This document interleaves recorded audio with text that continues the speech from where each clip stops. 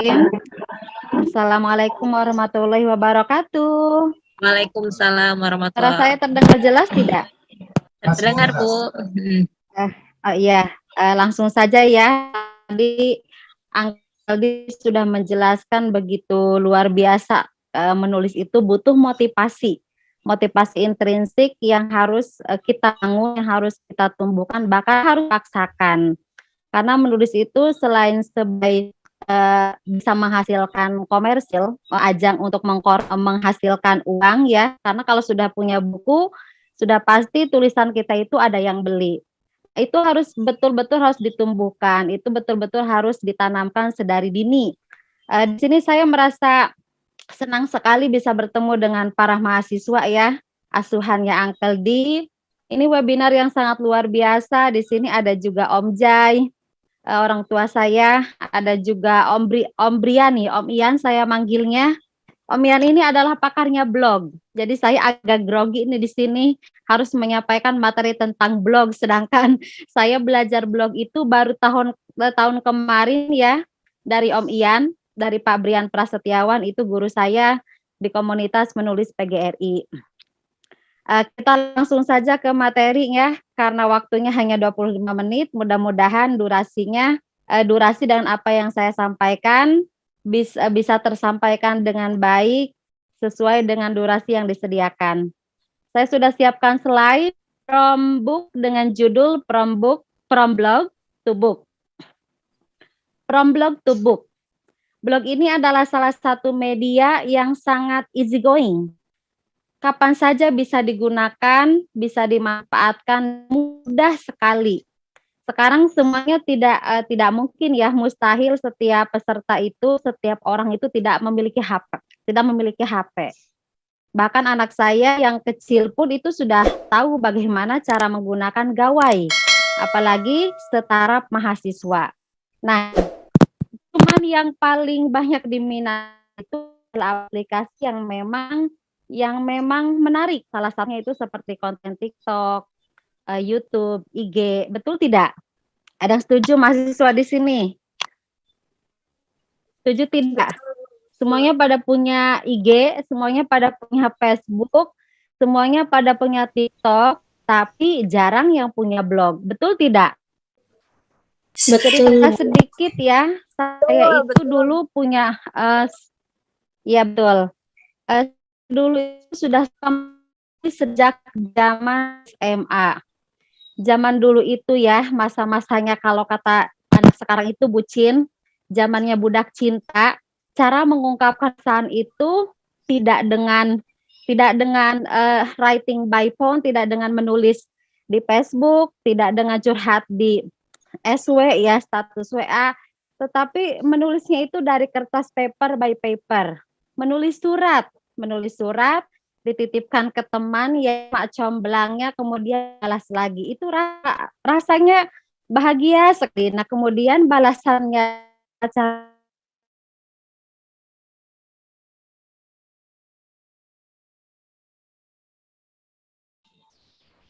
dapat sinyal ya, baik. Suaranya terdengar, Bu Dewi? Ya, terdengar ini Pak. kendala sinyal. Oke, ini udah kembali lagi Ibunya. Iya.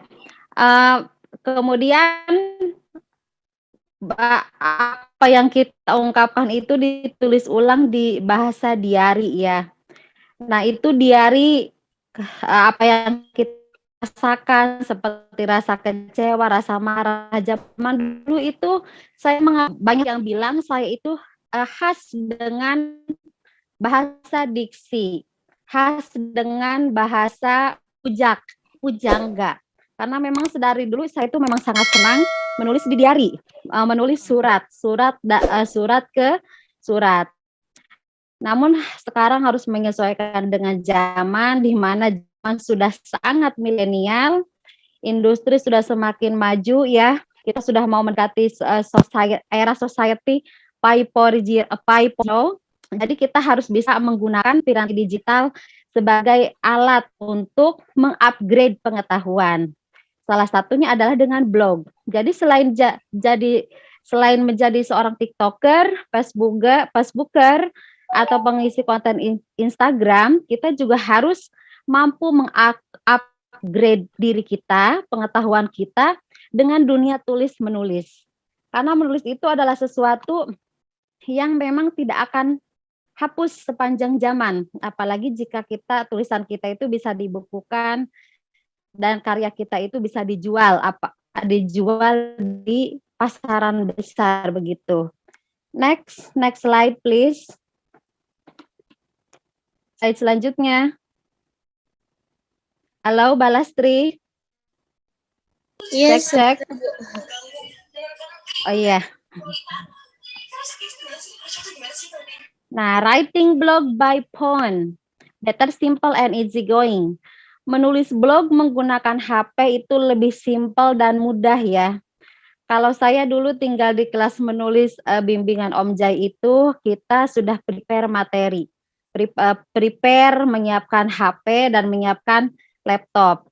Nah, kalau untuk anak mahasiswa seperti Kombis ini, nah ini bisa menggunakan HP sebagai alat untuk menulis blog. Caranya sangat mudah sekali dengan membuat akun, bisa di WordPress, bisa di Blogspot, apa yang kita rasakan, apa yang kita alami, apapun yang kita lihat, itu bisa kita tuliskan untuk suatu hari kemudian bisa kita himpun menjadi sebuah buku. Selanjutnya.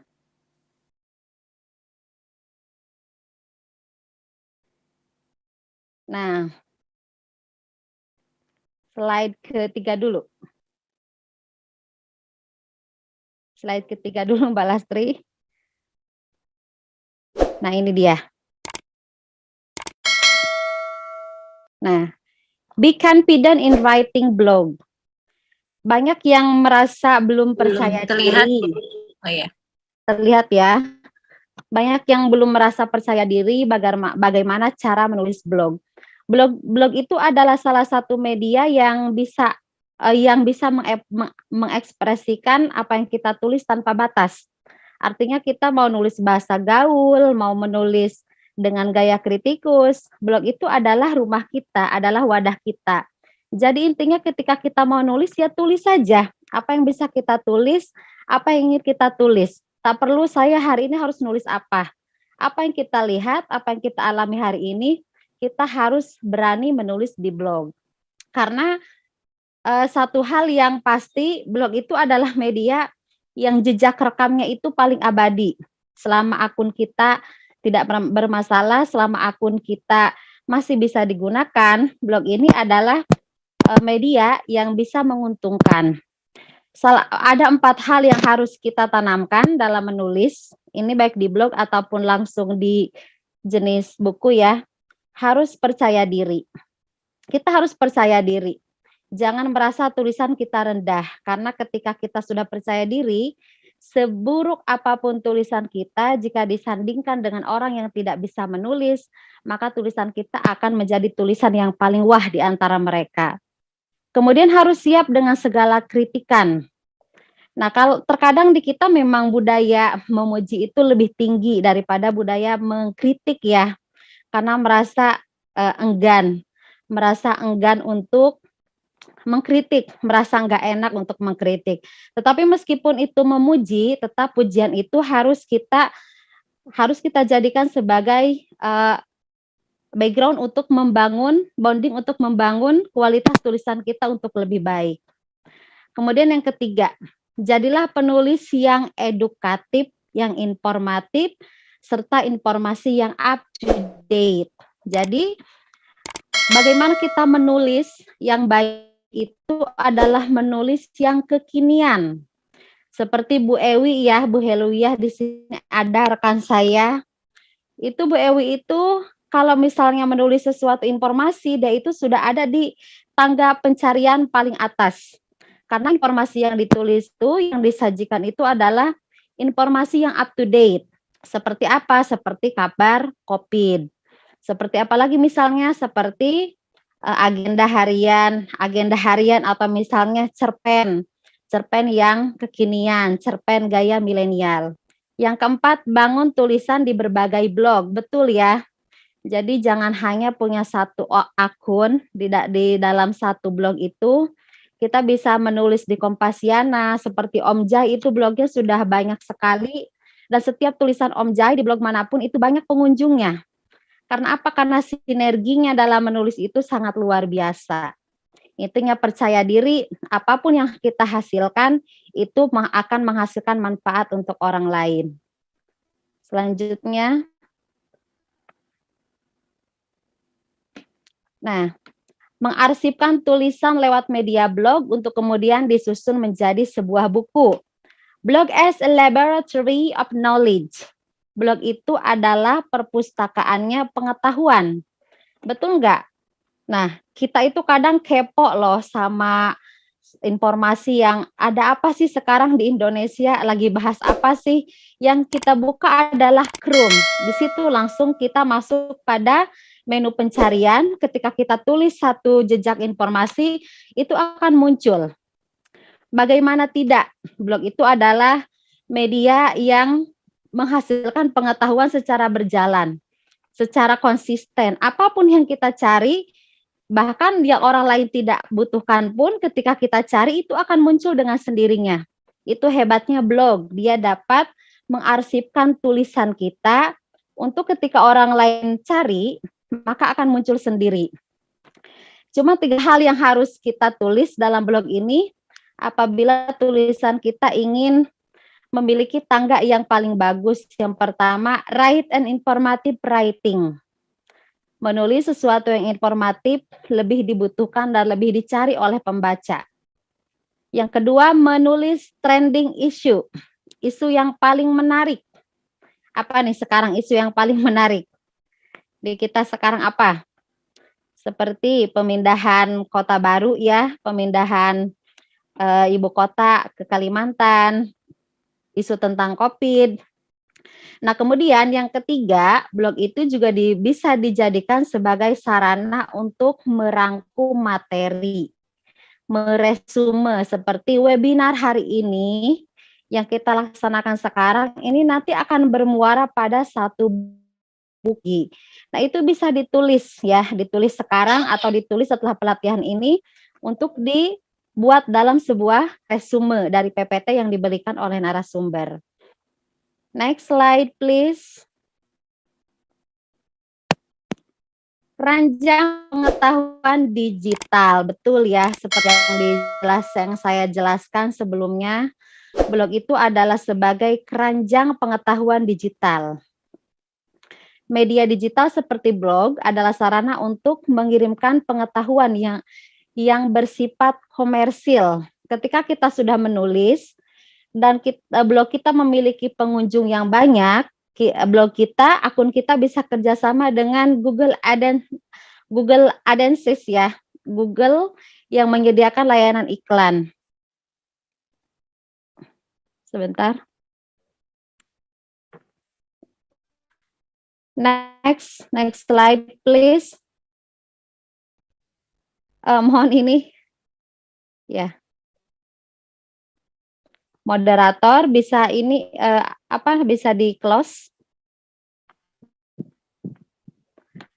Keuntungan dari menulis blog. Yang pertama itu sudah pasti rajin membaca ya. Mau tidak mau ketika kita menulis di blog atau membuka blog, sudah pasti kita akan rajin membaca. Itu pasti, karena informasi yang kita dapatkan tidak akan sampai jika kita tidak membacanya. Masih di slide yang sama. Ya, yang kedua, keuntungan yang kedua dari menulis blog itu bisa menulis. Keterampilan menulis akan semakin terarah apabila kita menjadi seorang blogger. Betul, karena dengan membaca sudah pasti kita akan bisa menulis. Yang ketiga, selalu up to date. Seorang blogger itu adalah seorang yang selalu paling memiliki perkembangan pengetahuan terkini.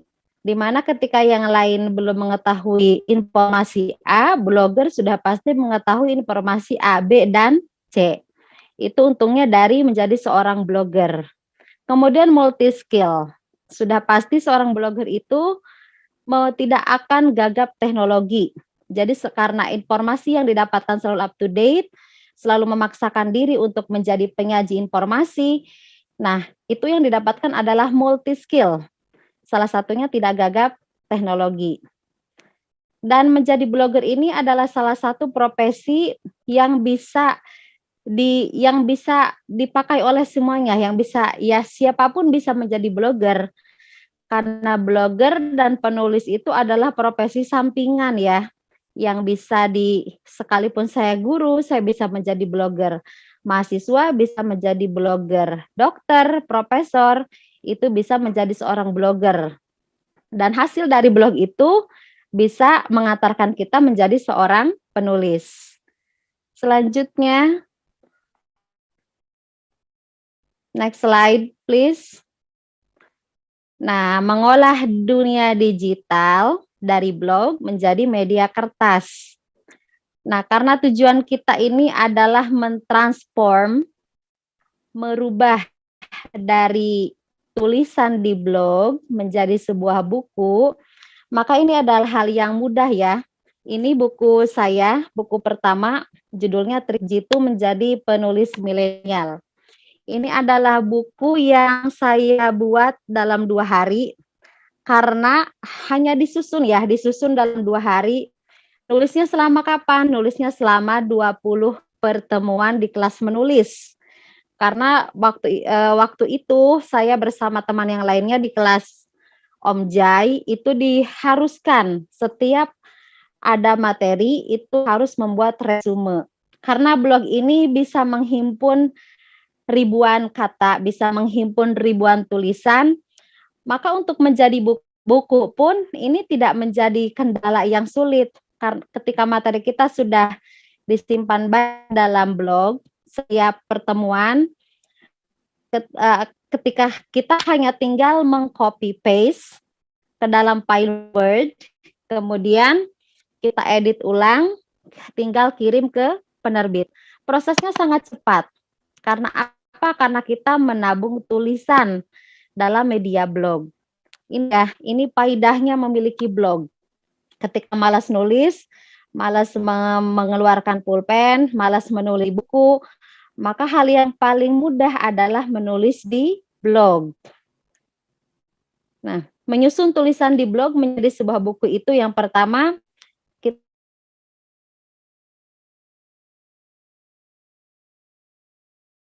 sinyalnya ya, Bu Mei. Ya. Mudah-mudahan nggak hujan nih. Kalau hujan di Banten lumayan sinyalnya. Oke. Halo Bu Mei. Bu Mei. Halo, ya. Mohon maaf ini sinyalnya jedag-jedug. Lanjut ya, sedikit lagi. Nah, menyiapkan komputer atau HP ya sebagai media untuk menulis di blog.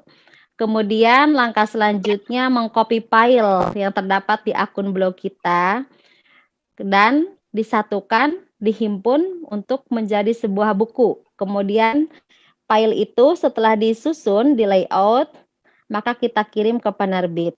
Nah, ini Uncle D sudah sangat berpengalaman ya. Bukunya mungkin beberapa dari buku itu adalah hasil menulis di blog. Betul ya Uncle D ya? Betul. Next, selanjutnya, next slide.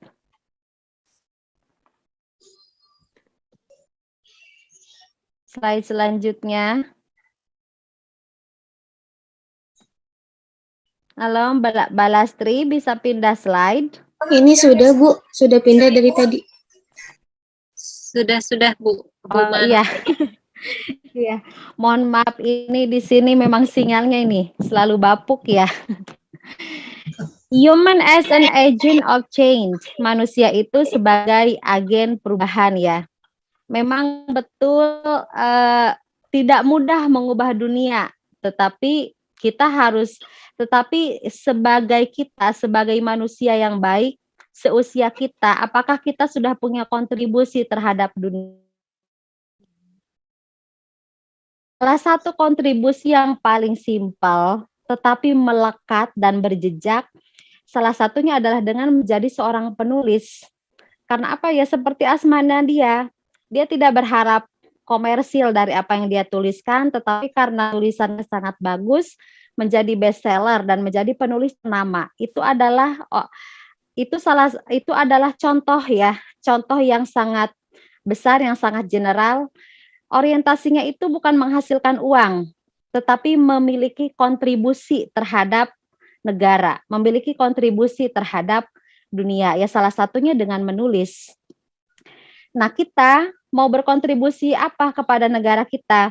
Ketika tidak bisa menyumbangkan uang, ketika tidak bisa menyumbangkan tenaga, maka salah satunya menyumbangkan pikiran melalui sebuah tulisan. Maka ayolah kita menjadi human as an agent of change, menjadi agen perubahan.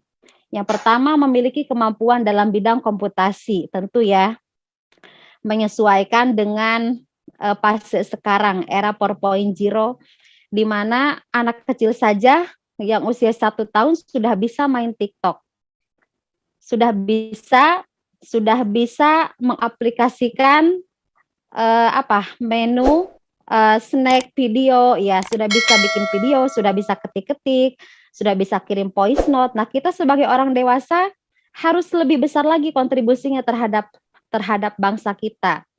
Selain dengan memiliki kemampuan dalam bidang komputasi, kita juga harus menuliskan jejak sebagai insan pembelajar yang baik.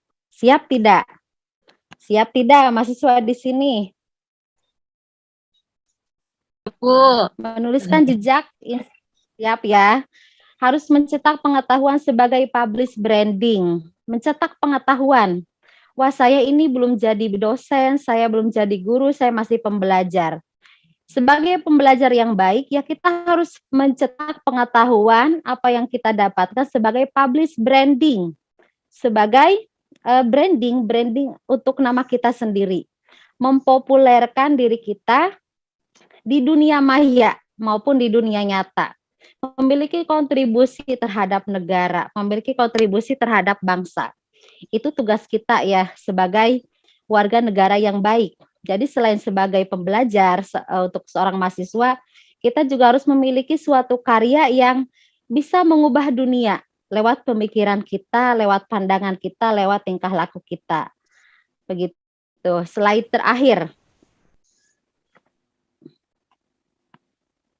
Slide terakhir, Mbak. Oh ya.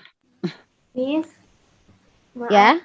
Waktunya 2 menit lagi ya, Miss. Kenapa? Waktunya 2 menit lagi, Bu.